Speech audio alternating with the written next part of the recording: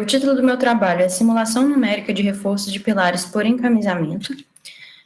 Meu nome é Andressa Dias da Silva, sou orientanda do professor Rogério Carrazedo, do Departamento de Estruturas da ESC.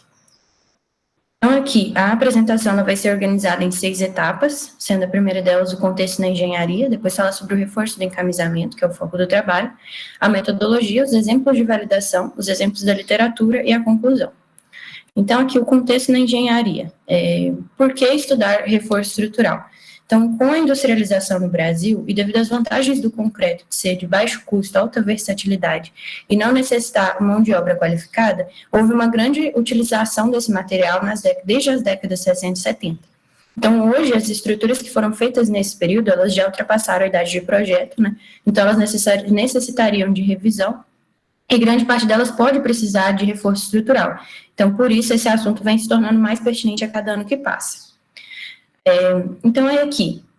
Nesse trabalho, a gente optou por estudar o reforço estrutural por confinamento de pilares, mais especificamente por encamisamento. Aqui eu coloquei 2 exemplos só para ilustrar de outras formas de promover o reforço estrutural por confinamento em pilares. Então, aqui nessa imagem, a gente tem o confinamento por armadura em espiral e aqui o confinamento por estribos. O importante aqui nesses dois é que esse espaçamento entre as espirais e esse espaçamento entre estribos seja pequeno o suficiente para garantir o confinamento entre os pilares. Então, já no reforço por encamisamento, ele funciona da seguinte maneira. Aqui a gente tem um esquema de um pilar encamisado por uma camisa de fibra de carbono, um polímero reforçado por fibra de carbono. A gente tem o concreto armado e ele é envolto nessa camisa que tem as fibras organizadas numa direção preferencial, né? E o que vai acontecer? O que precisa acontecer? A camisa precisa ter um módulo de elasticidade superior ao da matriz para a gente conseguir garantir o estado de confinamento do concreto. E aqui, só a título de conhecimento, o encamisamento ele não precisa ocorrer em toda a extensão do pilar, ele pode ocorrer em faixas espaçadas, seguindo o mesmo princípio dos exemplos anteriores. Então, o que é o efeito do confinamento que eu estava falando? O efeito do confinamento é quando, na orientação principal, todas as tensões principais que ocorrem, elas são de compressão, ou seja, criam um estado triaxial de compressão. Então, isso faz com que a tensão máxima de cisalhamento ela diminua. Então, aqui nessa equação é possível ver que nesses módulos aqui, o fato de todas elas serem de compressão vai fazer com que esses módulos sejam menores, consequentemente a tensão de cisalhante máxima seja menor, que é frequentemente a causa da ruptura do concreto. E aqui, em comparação com o caso de não estar confinado o concreto em um pilar, e aí o que aconteceria é que essas duas outras tensões principais, 2 e 3, seriam pequenas ou praticamente zero. Que os tipos de confinamento, a gente tem 2 tipos de confinamento. O confinamento passivo, que é onde não existem tensões pré-impostas na camisa, ou seja, o efeito do confinamento do concreto, ele ocorre após o carregamento do pilar. A gente vai carregar esse pilar, ele vai ter uma deformação lateral e vai encontrar essa barreira que é a camisa, e a camisa vai vai responder com uma reação de tensões de compressão no pilar. Existe também o confinamento ativo, onde são aplicadas tensões prévias à situação de uso na camisa, ou seja, acontece uma proteção nessa camisa. E o efeito de confinamento, ele existe, então, desde a colocação da camisa, antes da situação de uso, do carregamento do pilar. Aqui nessas imagens, a gente pode ver que aqui no confinamento passivo, primeiro ocorre a fase do carregamento, e depois a deformação vai gerar tensões na camisa, que vai responder com as tensões radiais, no caso desse ser um pilar compressivo, cilíndrico, né? E aí as tensões radiais compressivas. E aí aqui no confinamento ativo, existe uma força lateral inicial que gera essa tensão compressiva no pilar. A força inicial lateral na camisa, né? Aqui a proposta do trabalho, então, é desenvolver um código capaz de realizar análise mecânica elástica em uma estrutura com elementos tridimensionais. Feito isso, a ideia é implementar a capacidade de processar a estrutura com elementos de fibra e faces ativadas. Depois, implementar a possibilidade de aplicar a tensão prévia ou protensão na camisa para a gente conseguir simular o confinamento ativo e avaliar as diferenças observadas nos resultados por meio de exemplos significativos. Então, metodologia. Para o trabalho foi usado o método dos elementos finitos com formulação posicional. Então, aqui, como o nome diz, é a formulação do método dos elementos finitos, né? Só que com os parâmetros nodais não são mais os deslocamentos, são as posições dos nós. Foi utilizado o método de Newton-Raphson para a solução do sistema não linear, que é também chamado de método da rigidez tangente. E aqui foi adotado o tensor de deformação de Green-Lagrange e o tensor de tensões de Piola-Kirchhoff de segunda espécie. Juntando os dois, né, a relação constitutiva adotada é de Saint-Venant-Kirchhoff, que é elástica e lagrangiana. Além disso, a deformação de Green-Lagrange ela permite consideração de não linearidades geométricas. Então, aqui, as equações de equilíbrio do método elas foram obtidas a partir do funcional de energia mecânica total, onde P são o potencial das forças externas e é a energia de deformação interna. Então, aí a gente parte do princípio da estacionariedade da energia mecânica. Então, a gente faz com que o primeiro variacional seja igual a zero, por causa disso. E aí, desenvolvendo essa equação e tendo em mente que a gente está trabalhando com os parâmetros nodais, que são as posições, então as derivadas aqui ficam em relação às posições nodais, e a gente chega nesses dois termos aqui, que devem ser igual a zero. Um deles são as forças externas, e o outro corresponde às forças internas. Aqui, a gente adotou, então, o elemento finito que foi utilizado para simular o concreto é o elemento prismático de base triangular. Ele foi apresentado primeiro por Carrazedo e Coda em 2017, também foi utilizado posteriormente em outros trabalhos do departamento, como o Carvalho, em 2018. E ele consiste em fazer a extrusão do elemento triângulo T10, elemento triangular T10, quantas vezes for necessário para a aproximação desejada na altura. Então, o T10 é esse triângulo de 10 nós, né? E a gente vai fazer a extrusão dele conforme a quantidade o grau, né, de aproximação que se deseja na altura. Então, esse elemento ele de finito prismático de base triangular. O adotado nesse trabalho, a gente usou a aproximação cúbica em todas as direções, né? Na base, o T10 ele é um elemento de aproximação cúbica, e na altura também foi adotada a aproximação cúbica.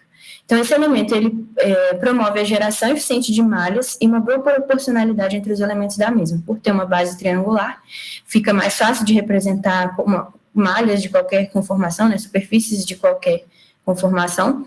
E, além disso, aqui a gente está trabalhando com estruturas que são prismáticas, né, os pilares. Então, a gente consegue gerar malhas com menos elementos do que outros elementos tridimensionais.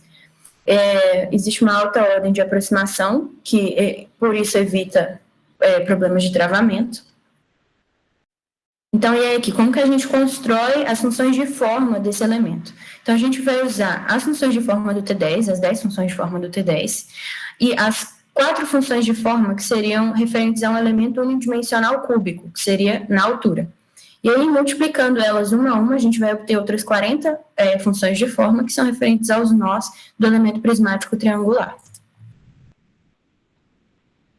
Aí, para a gente conseguir usar, né, o elemento prismático triangular, a gente não conhece a função mudança de configuração, ou seja, a função que passa do momento inicial para o momento atual. A gente vai usar do artifício chamado de mapeamento, e para a gente conseguir fazer, então, a integração numérica do elemento.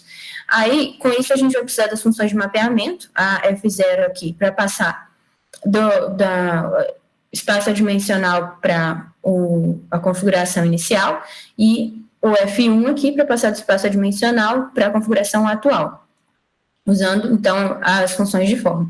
Aí, feito isso, a gente obtém os gradientes das funções de mapeamento, fazendo, né, a derivada em relação aos parâmetros adimensionais, e aí aqui o gradiente da função mudança de configuração, é uma composição desses dois, que vai ser a forma que nós vamos efetivamente usar a função mudança de configuração no cálculo.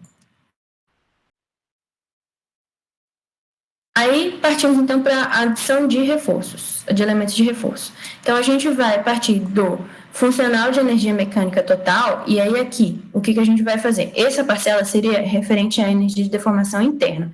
ela vai mudar porque a gente vai colocar elementos de reforço, né, que vão alterar a rigidez do problema. Então, ela vai passar a ter uma parcela referente à matriz, uma parcela referente às fibras e outra referente à camisa. E essas parcelas, elas vão aparecer em todas as outras contas, né, derivadas da energia de deformação interna, ou seja, nas forças internas também vai ter um termo com a contribuição das fibras e a contribuição da camisa, e na matriz de rigidez também vai ter uma contribuição das fibras e da camisa. Então, aqui, a adição de fibras. A adição de fibras, a gente colocou ela com o intuito de simular armaduras nos pilares de concreto.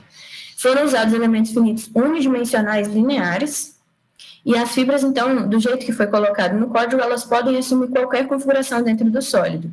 Então, tanto aqui, inteiramente contida em um sólido, ligando dois sólidos adjacentes ou ligando dois sólidos não adjacentes.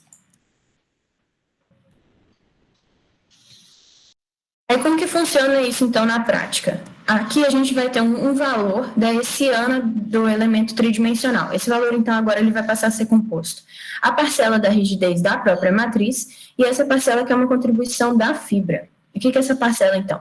Essa parcela vai ter um valor que é da rigidez calculada local da fibra, né, nas coordenadas locais, a rigidez interna da própria fibra. E aqui a gente vai ter essa conta que vai ser uma ponderação que vai calcular, então, como cada grau de liberdade da fibra afeta cada grau de liberdade da matriz. Então, vai ser essa multiplicação aqui, ela é utilizando as funções de forma dos nós A e B da matriz, avaliada nas coordenadas adimensionais dos nós Q e S da fibra. A ativação de faces, então, ela tem uma vantagem em relação às fibras, que ela é pelo seguinte: esse elemento aqui que foi utilizado para fazer simular, né, a camisa. Ele é um elemento finito retangular de 16 nós, que corresponde exatamente à lateral do elemento tridimensional.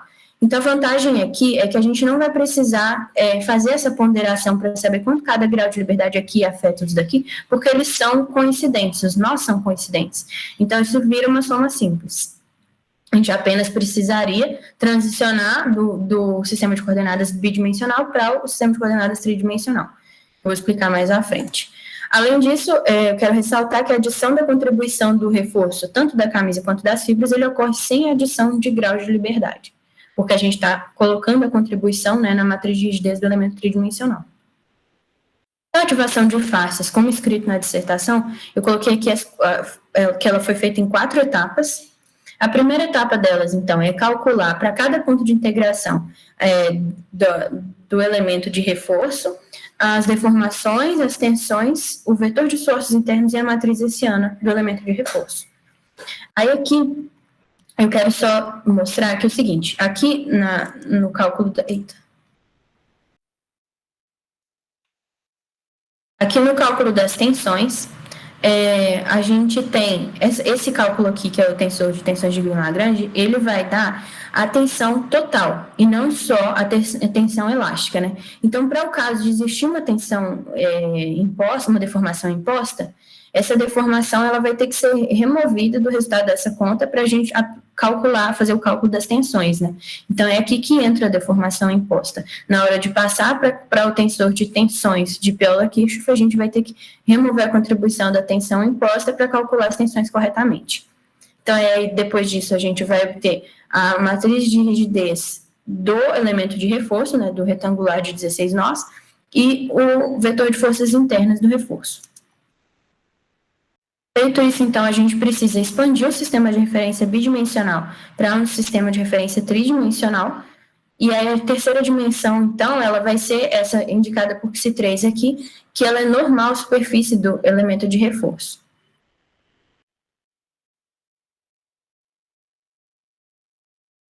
Depois disso, então, a gente precisa identificar as coordenadas globais dos pontos de integração nesse novo sistema de referência adotado. Aí, para isso, a gente vai calcular, então, 2 vetores coplanares utilizando as funções de forma, transformar em versores coplanares, né, dividindo pelo módulo, e achar um terceiro versor ortogonal e corrigir um desses versores para garantir a ortogonalidade dessa base.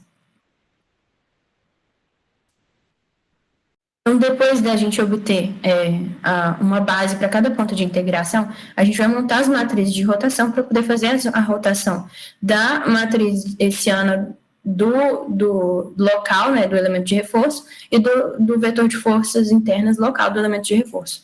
Então, a gente vai ter essa RP aqui, que é a matriz de rotação para cada ponto de integração, que ela é formada pelas bases calculadas na terceira etapa. E aí, com essa matriz, com cada uma dessas matrizes, né, a gente vai montar a matriz para o elemento inteiro de reforço. E essa matriz, ela vai ser uma matriz de bloco diagonal, onde cada um desses blocos vai ser composto pelas matrizes de rotação obtidas para cada ponto de integração. Depois desse procedimento, então, as matrizes e os vetores, eles estão todos em função dos graus de liberdade dos elementos tridimensionais, tanto das fibras quanto da camisa. Então, a gente pode realizar essa soma aqui, que está todo mundo, né, no mesmo sistema de referência. Então, feito isso, a gente partiu para os exemplos de validação. Os exemplos de validação aqui, a intenção é da gente verificar se a teoria que a gente usou foi aplicada corretamente. Então, a gente optou por usar exemplos, né, com comportamentos simples, que pudessem ser calculados analiticamente, para a gente poder comparar, né, com as teorias usadas na resistência dos materiais. A validação da ativação de faces, então, a gente começou primeiro com exemplos de tração. Aí aqui a gente tem esses três exemplos aqui, onde esse exemplo 1 aqui, ele é somente para validar o 3D, ou seja, não existem faces ativadas aqui. E aí aqui, no exemplo 2, tem duas faces ativadas, simétricas em relação ao eixo Y, né? E no 3, apenas uma face ativada. E aí o carregamento aqui, então, foi um carregamento de tração uniformemente distribuído na face superior, equivalente a 100 kN. São os dados dos materiais. E aí aqui, deu problema aqui. O que eu tinha colocado aqui, que está dando problema na apresentação, era esses dois íconezinhos aqui para ter referência. Então, só para relembrar que o 1 é só para validar o 3D, e o 2 é com duas faces ativadas simétricas em relação ao eixo Y. Então, aqui, para o 1, o deslocamento em Z, no centro em metros, ou seja, numa seção no centro do pilar, no centro dessa seção. A solução analítica obtida e a solução do trabalho são essas, com essas diferenças percentuais. A tensão normal na barra, também, para o exemplo 1 e para o exemplo 2, foram essas obtidas. E aqui, para o exemplo 3, a ideia de colocar ele é porque, quando você reforça somente uma das faces dessa barra, espera-se, né, que devido à diferença de rigidez entre os materiais, ocorra um deslocamento em relação à face reforçada, ou seja, essa barra flexione, né, com esse carregamento somente de tração. Então, aí foi isso que foi observado, né, no comportamento do exemplo. Aqui a deformada ela está escalada, porque os deslocamentos não são visíveis dessa maneira, né, mas os valores são fiéis aos obtidos. Então, a validação da ativação de faces, a gente colocou mais uma etapa, que seria a validação com carregamento de flexão. Aí aqui a gente tem dois exemplos também, um só para validar o 3D, a flexão, e o outro com somente uma face ativada, né, e que também com carregamento de flexão. Aí o carregamento, então, aqui, ele é equivalente a 1 kN, uniformemente distribuído na face superior da barra. Então, aí aqui, para o exemplo 4, eu coloquei aqui na apresentação o deslocamento máximo na direção X em metros, ou seja, o deslocamento máximo da barra fletida. Aí a solução analítica obtida obtida pelo código foi essa, com essa diferença percentual. Aqui, no exemplo 5, eu coloquei aqui na apresentação para vocês a tração máxima na direção axial numa seção na metade da altura da barra. Ou seja, na metade da altura da barra, a tensão máxima, tração máxima em cada um dos materiais. Aí aqui na matriz e no reforço, as soluções obtidas foram essas, com essas diferenças percentuais. Então, aí que a gente chegou à conclusão que a ativação de faces ela foi implementada corretamente. Então, para a validação das fibras, a gente usou a mesma geometria da barra do exemplo anterior, só que aqui com 4 fibras, né, simétricas em relação aos eixos X e Y, e distando 2 centímetros das extremidades do pilar, com esses materiais aí. Tanto aqui quanto nos exemplos de ativação de face, a ideia foi que a barra pudesse ser feita de um material como se fosse o concreto e as fibras o reforço das faces, né, de um material como se fosse o aço.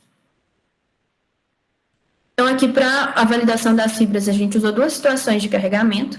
A primeira seria um carregamento de tração, né, de 60 mil kN por metro, na direção positiva de Z, então, uniformemente distribuídas na face superior.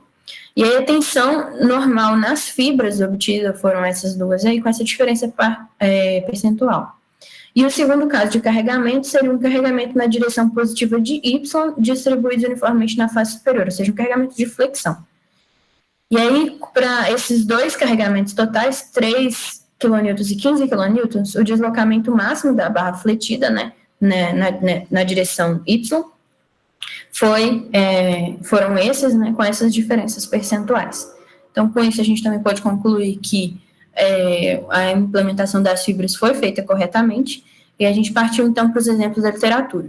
E o objetivo aqui, então, é ver se, no que a gente se propôs a fazer, que seria, né, no campo de deformações elásticas, a gente consegue representar o problema físico da mesma forma que outros artigos, né, outras pessoas conseguiram representar utilizando programas comerciais. Então, aí, o primeiro exemplo aqui é de um pilar cilíndrico de concreto armado, ele tem 4 fibras, e ele é confinado por uma camisa de polímero reforçado por fibras de carbono. Esse exemplo foi retirado de Varma, Barros e Sena Cruz em 2009, e o carregamento é um carregamento de compressão uniformemente distribuído na face superior. Aí estão os dados dos materiais. A malha, as malhas utilizadas para simulação. Então, aqui a gente tem a malha utilizada para simular o concreto e aqui a malha utilizada para simular a camisa. Então, eles possuem 160 elementos prismáticos, 48 elementos retangulares e 20 elementos de barra. Aí, os resultados obtidos são mostrados nesse gráfico de tensão axial por deformação axial. Nesse artigo, eles optaram por usar um modelo de plasticidade no concreto. Então, a partir do momento que ocorre a plastificação ali, a gente pode ver que as curvas se distanciam, mas no trecho elástico, elas são praticamente coincidentes. Então, era o resultado que a gente gostaria, né, de obter, que a gente conseguisse representar da mesma forma que esse trabalho no trecho elástico. Então, aí aqui, aproveitando a mesma geometria utilizada pelos autores, né, a gente resolveu testar a simulação do confinamento ativo para ver se a gente obtinha os comportamentos esperados do confinamento ativo. Então, a gente usou 2 níveis de deformação imposta, um que corresponde a 230 MPa e outro que corresponde a 690 MPa, e ressaltando aqui, então, que o limite último de tensão desse material é de 3.070 MPa, ou seja, a gente está bem abaixo desse limite. E aí, aqui, o gráfico de tensão axial por deformação axial foi esse daqui. A gente pode observar que, quanto maior o nível de confinamento, menor é a deformação axial para a mesma tensão compressiva. Ou seja, a gente pode, se quiser manter o nível de deformação, a gente pode colocar uma tensão compressiva maior. Então, melhoraria, né, a carga que esse pilar poderia aguentar. E aqui a tensão de cisalhamento por deformação axial. Então, quanto maior o nível de confinamento, menor é a tensão cisalhante para o mesmo nível de deformação. Então, aqui a gente também melhora o valor da tensão cisalhante, que, como eu falei anteriormente, né, frequentemente é a razão da ruptura do concreto. Aí, o segundo exemplo da literatura que a gente pegou, esse que é um pilar cilíndrico de concreto simples, que é confinado por uma camisa de polímero reforçado por fibras de vidro. Esse exemplo foi retirado de Mirmir, Zagas e Yuan em 2000. E o carregamento, então, ele é um carregamento de compressão também, uniformemente distribuído na face superior, com esses materiais aí. As malhas utilizadas para simulação, de novo, aqui do concreto e aqui da camisa, com 136 elementos prismáticos e 48 elementos retangulares. Aqui não tem fibra, né, então não vai ter elemento de barra. E aí os resultados obtidos são nesses 2 gráficos, de tensão axial por deformação axial e de tensão axial por deformação radial. Aí, nesse exemplo, eles usaram um modelo elástico também, porém bilinear. Então, a gente pode ver que no primeiro trecho as curvas são praticamente coincidentes, né? Que era o resultado que a gente gostaria de observar. Aí, repetindo o mesmo processo que foi feito para outro exemplo, nessa mesma geometria a gente também simulou o confinamento ativo. Aqui com dois níveis de formação imposta, 37 megapascais e 112 megapascais. E o limite de tensão desse material da camisa também é 524 megapascais. E aí aqui, o que eu queria mostrar para vocês é que a diferença entre as curvas nesse gráfico é mais expressiva do que no exemplo anterior. E aqui porque a espessura da camisa aqui corresponde a aproximadamente 5 vezes a espessura da camisa do exemplo anterior. Então, a gente pode perceber que o efeito do confinamento ativo, ele melhora conforme aumenta-se, né, a espessura da camisa.